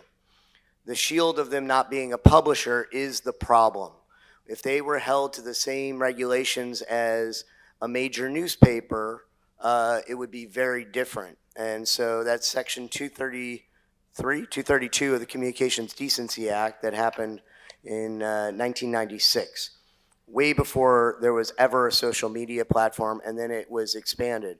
My good friends to the north in Canada seem to again have the logic and right responsibility on how to do these things under this fast idea versus we're just going to give everybody a blind shield. So that's the legal long-winded explanation. You can Google Communications Decency Act 1996 and find out all sorts of details about it. It's horrible. That being said, what's a pragmatic solution that everybody in here can do about this? And I would say if there's a fire in your village, if there's a fire in your condo building, there are some of us that will run into that fire and some of us that will run away from that fire. And for this, you must run into the fire. Do not ignore any of the fake news ideas. On the Obama campaign, we built a website that helped us with SEO and SEM around fake news. So any rumor that came out, we put that into a website that we became the authority. In Ukraine, when they're dealing with Russian propaganda, they use a website called Stop Fake. Stop Fake was, oh, we don't have a Snopes in our country, or we don't have a fact checker in our country.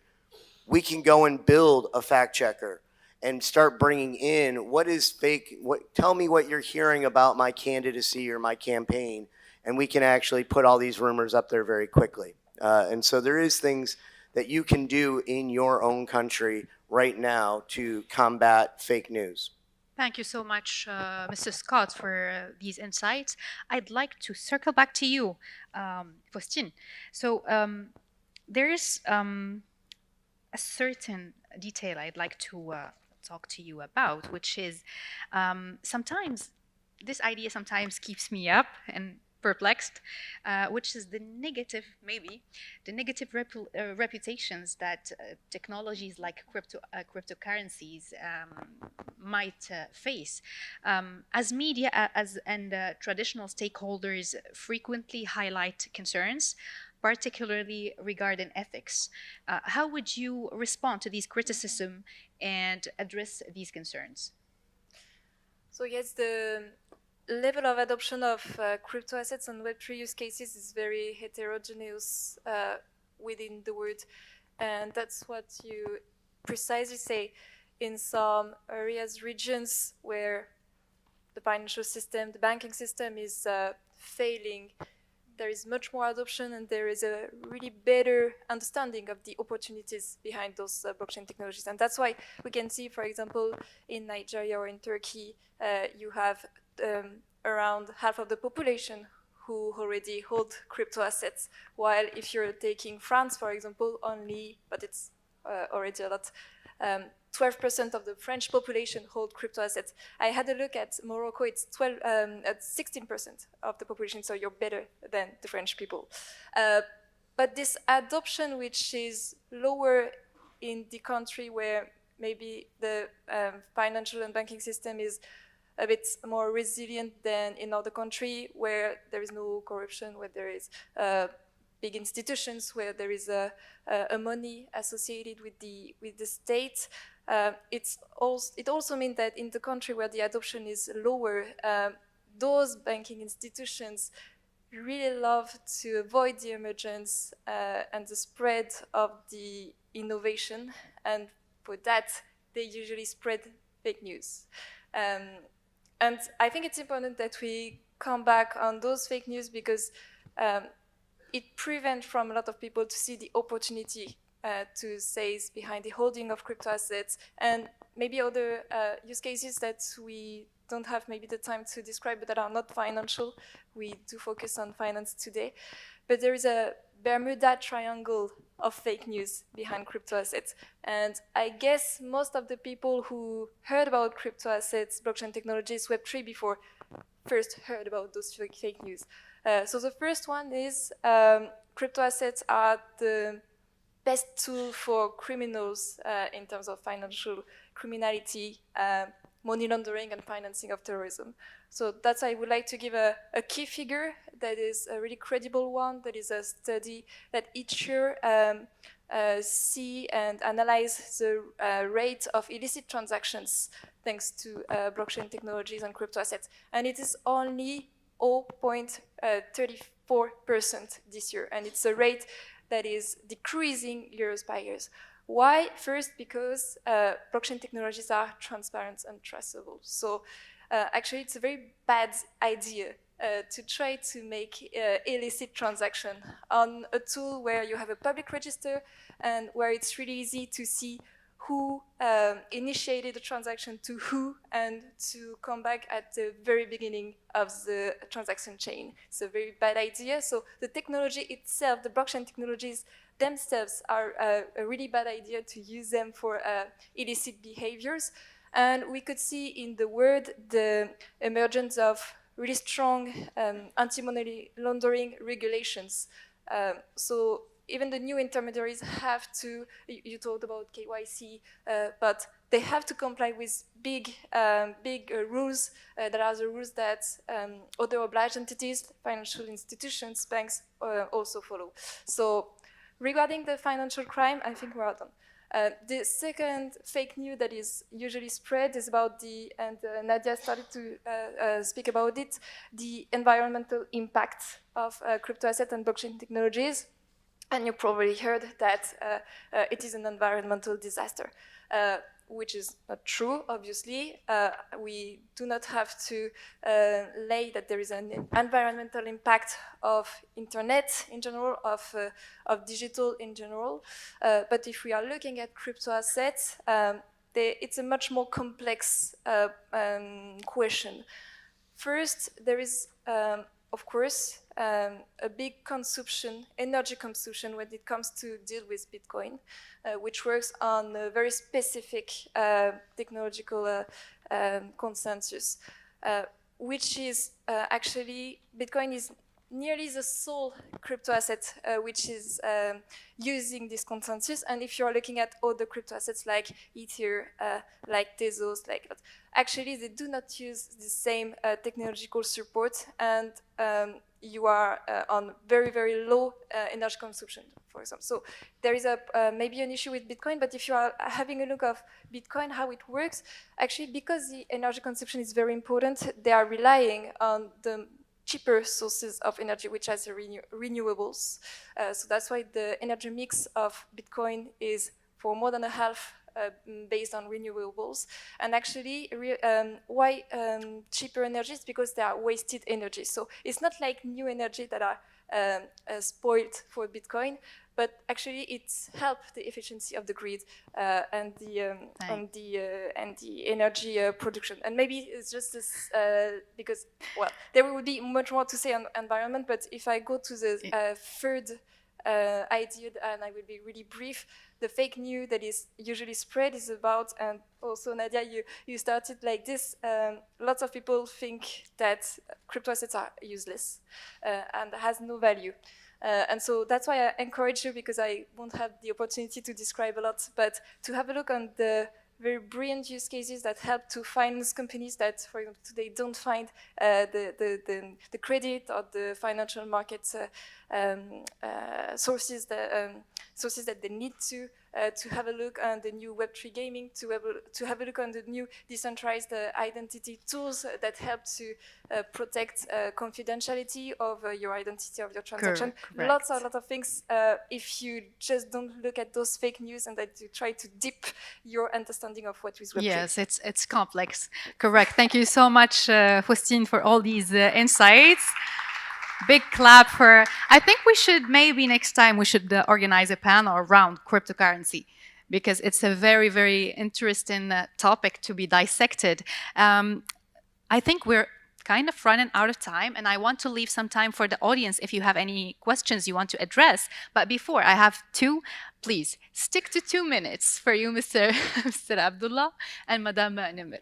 So the floor is yours, Mr. Abdullah. Thank you so much. Appreciate it. I just want to state a very quick fact that from the discussions that we're having today, I don't want to give the assumption that fake news or misinformation is something that we are just facing in humanity right now. This is something that we've been facing since ancient history. I mean, if you take a look at the second battle of Kadesh between the ancient Egyptians and the Hittites, the ancient Egyptians in their manuscripts and the temples, and they stated it out loud clearly during the reign of Ramses II that they defeated the Hittites. The Hittites, on the other hand, say that they defeated the ancient Egyptians. In the end, it was a draw. You know? So misinformation has existed for so long. You know, you're talking about here the 13th century BCE, before Common Era. Anyone could go into the wilderness and meet a group of people who might not be attached to civilization and claim a wild claim, like, for example, Norwich City Football Club in England has just won the Premier League. You know, anybody could claim that, but that's fake news. You know, and it's a challenge. But for us as a civilization and as human beings, we have been facing, you know, fake news and misinformation for so long. But at Dr. the end of Abdullah, the you day, still have 1 minute. everything filters out at the end of the day. Thank you so much. Thank you so much. I'll turn to you, Mrs. Nimr. Well, I want us to finish maybe on a more positive note than the conversation that's been going on, because, you know, we've spent the past almost 2 hours talking about the risks and the problems of artificial intelligence. And, you know, any reasonable person would just, you know, go out of here and say, you know, we better stay away from this. And in fact, this public discourse is creating already polarization between, you know, those who want to stop any development and those who want to basically just be hawkish and continue it. And yes, we need to understand the risk, but we need to address solutions, not just fear-mongering everywhere. And in this regard, I think that history can actually teach us a lot of lessons, that human beings have faced very powerful technologies, they've actually developed them, and they've been able to live with them and to get the most out of them. And I want to think here about biotechnology, about manipulating DNA, and the world, the researchers, the governments around the world had agreed that we shall not use this technology to clone human beings. And we haven't done this in the past 40 years since we've had the ability to do it. So I think the ethical framework is extremely important, believing that we're able to put in place solutions that will allow us to get the best out of the technology and tame its worst parts, I think should be, sort of the way forward.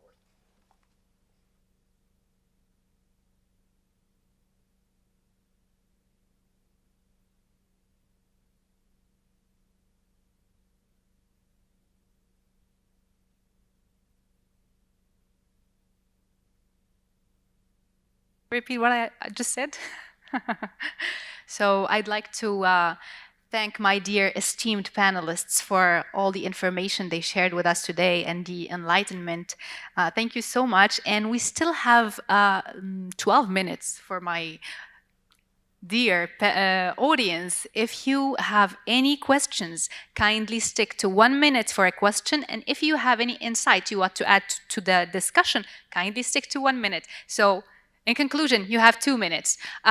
Just raise your hand and we'll get you a mic. Un micro-baladeur, s'il vous plaît.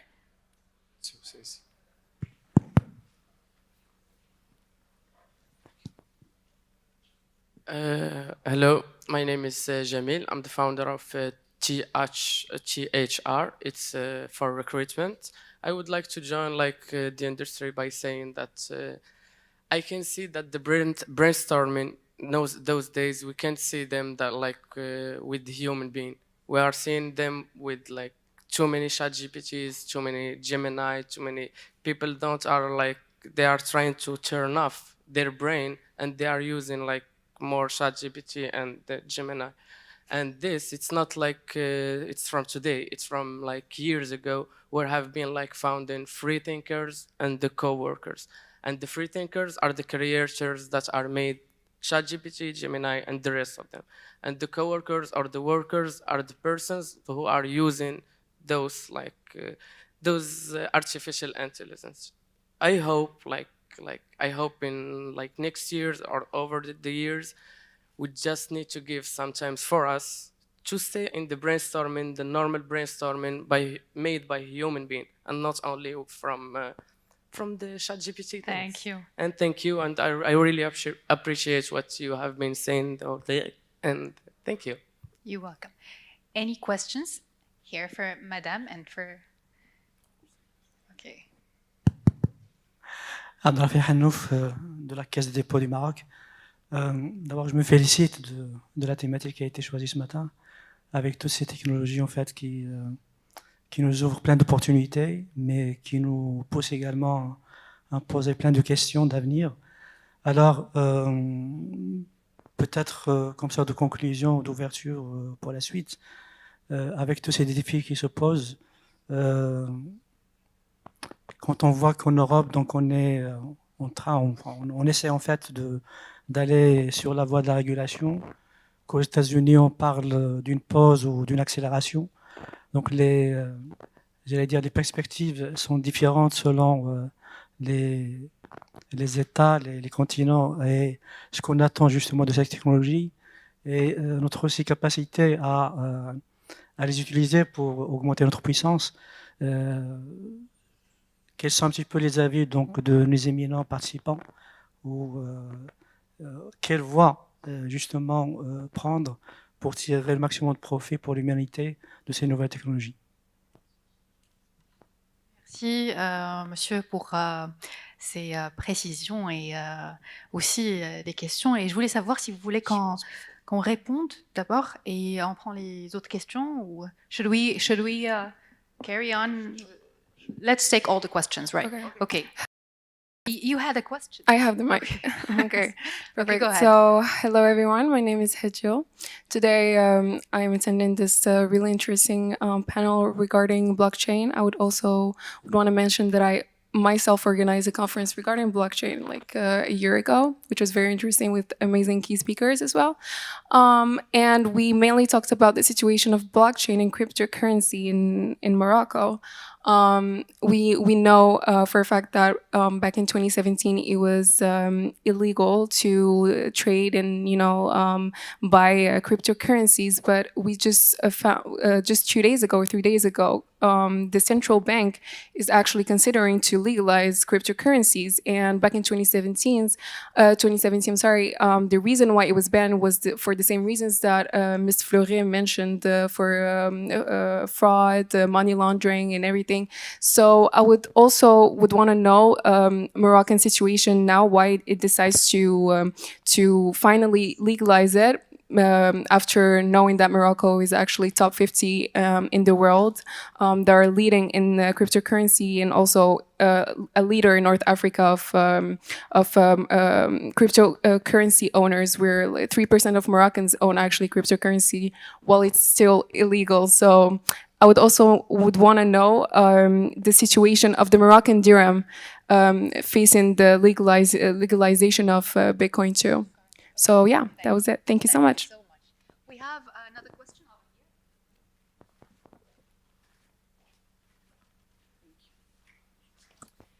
here. Hi. Hello, my name is Asma Abbas. I am from Al Akhawain University. I'm the Dean of the School of Social Sciences, Arts and Humanities there. From an educator's perspective, I think whenever I appreciate Madame's intervention around hopefulness and, but there's a certain way in which the solutions we find to things depend on the way we frame the question. So if the question is about whether a technology is good or not, or hopeful, harmful or positive, I think it's a very limited way of thinking about any human technology, because the question ultimately, when it becomes about technology as an object or as a consumption, a consumable, then we are completely eschewing the question of power and ownership, right? So I think what we learn from history is not simply that we have dealt with things that are big and small. We also know about the 17th century and how people started to do anatomy then and so on, but who owns that, right? And I think the collective question, especially as an educator, when we confront a kind of a neoliberal framework in which it's literally, get on the ship or go sink, there's a real blackmail there, right? There's an emotional, moral, economic blackmail that you'll get left behind if you don't do this. But do we have the capacity to actually structure ways of thinking about knowledge differently, right? So as a teacher, half of the people's concerns about AI is plagiarism, right? People are not thinking originally. And if your original thought goes to hell, then actually AI will be worse, right? So there's almost as if worse things will happen if you're not using your own intelligence. So I just wanted to kind of ask,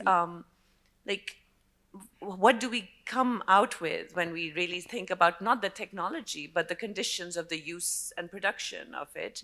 Because that's what leaders have to address, right? Not saying like, oh, is technology good or bad for us? Because obviously we created it, we also created the bomb.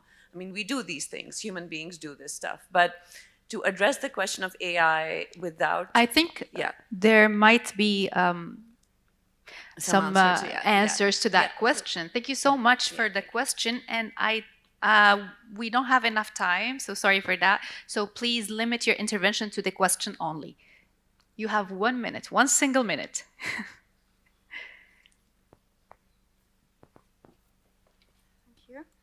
Well, hello everyone. My name is Amira Ossom, and I would like to thank you first for your intervention.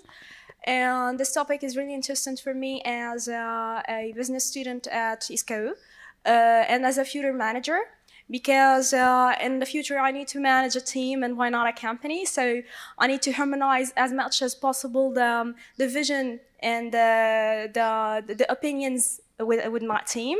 And also what I noticed through this conversation is that this table actually it has so many people that are different, coming from different cities, coming from different countries and cultures, and also different visions about AI. So this thing will be the same struggle that I would have. Kindly stick to the question, please, because we have 3 minutes and we need to give them the floor to answer your questions. Okay, so thank you. My question is to how to harmonize the vision of my team in a company about AI, how to make them understand how it works and how to make it productive to our company. Thank you so much. Yeah. I turn back to you, esteemed panelists. Who wants to start answering the questions?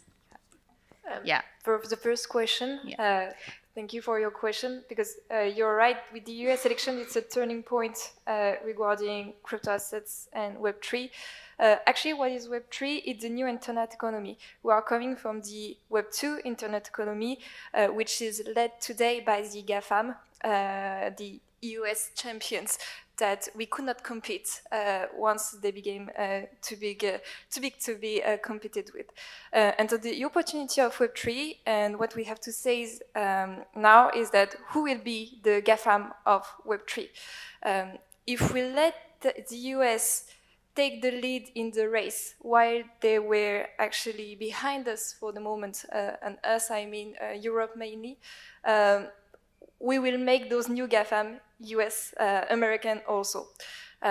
While in all other regions of the world, we have the opportunity to build a new internet economy, a new financial system, new economies with other actors. So what we have to do, government have to support their local industry to make those new champions come from their own country. So it means to support them by helping them fund themselves, help them by not over-regulated them, so that the smallest actor, which is actually building the innovation, grow to become those GAFAM. And so we have to organize this new competition with the incumbents and the new innovation leaders. Thank you so much, Faustine. Yes, we have Madame Filali. Yes, you can go ahead. To add something for Madame Filali, please stick to 1 minute. Yes, just 1 point. We are talking about society, and there is something that is changing now in our world. It's because we were in a world of individuals, and we are moving to a world of communities. I'm not sure that it's good for us, but it's true. And all that technology are a kind of something going to centralize things, to decentralize things. And it's something that will change a little the governance and the interaction between the bigs and the small companies, and even between the countries. So these kind of things are moving, and why now in Morocco we can allow Bitcoin, I think it's very good news. And Monsieur le gouverneur de la Banque El Maghrib avait déjà une vision il y a 4-5 ans là-dessus. And so I think the things are moving, and our governments understand that the things are moving. So it's important. And the answer for you, it's just that you don't need to negotiate the vision with your team. You need to have your vision and to have the leadership to bring your team with you. Thank you so much for this amazing answer. I'll circle back to you, Madame Nimr. Well, I wanted to answer the question about the applications. And for sure, I think we need to regulate the applications, not the algorithms themselves. Right now, anyway, we are not able to regulate the algorithms. I think the notion that was proposed by UNESCO about human-centric AI is extremely important, and we should all, respect this and abide by it. There are things that when I talked about DNA manipulations that the world agreed will not do, which was to clone a human being, but then in different countries they've agreed to use it for genetically modifying crops. In other countries they've said no, we don't want to do this. So I think there are different levels of applications where humanity has to agree that we shall not do something. And then after that, yes, it's context dependent. And then each collectivity and each country and each region will have its own values and ethics and interest, and will regulate accordingly. So I think that we have different levels. Thank you so much, Mrs. Nimmer. And yes, back to you, Excellency. Thank you. Just 30 seconds. I want just to share with you this metaphor, which is presented by Mo Gaudet, which is a very well-known specialist in this area, in his last book, Scary Smart. He says that artificial intelligence is still an infant. Considering what is going to happen, the expected development is still an infant. So it depends on the way that we will raise this infant. If we will raise this infant in the best way, this infant will be the Superman and will solve all our problems. If we raise it in the bad way, it will be a supervillain and it will destroy our life. So it will depend on the way that the kind of information that we will throw in social media, which will teach the machine learning. If we are not going to control how the machine is being taught, with which material, with which data, of course, this machine will maximize all the biases, and we will be misled in that case. Thank you so much. Thank you so much. I would love to give Mr. Arunda 30 seconds. Yes, I really felt like adding something on the issue of cryptocurrency regulation in Morocco. However, from a perspective of generally in Africa, first, I don't think there is anything like governments are going to legalize cryptocurrencies. Cryptocurrency is a broad term. And there's no way governments will manage to actually regulate cryptocurrencies in the sense of allowing them to operate anyhow within the country. So what I think governments are doing is to just create a framework within which cryptocurrency service providers can actually operate within their countries, and also so that these companies can also be able to be taxed, because there's a lot of value flowing into cryptocurrencies, and if you do not create a framework for them to operate, then there's no way you can tax them. So that's, I think, what they're doing. And lastly, my parting shot with regard to all the discussions we've had today is that we need to be self-aware as individuals. Yeah, there is crime, there is ethical issues. All these technologies are coming, and more are coming. Yeah, if you look at the emergence of technology, there was a hype of blockchain, and then we had hype of Gen AI, and before you know it, there will be a new technology that there will be hype around, like or Web3s and the others. So we need to be self-aware of our identity, individual identities. We need to be self-aware of how you are storing your data.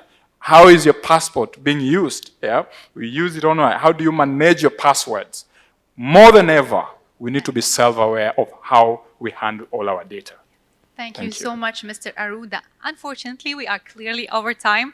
I enjoyed this session, and I would love to thank my dear esteemed panelists for all the insights and all the generous ideas they shared with us. And I'd love if you can clap them very, very strongly. Thank you so much. And yeah, the good news, it's lunchtime. So maybe we will stick to the tradition, which is the group photo, right? Okay, okay.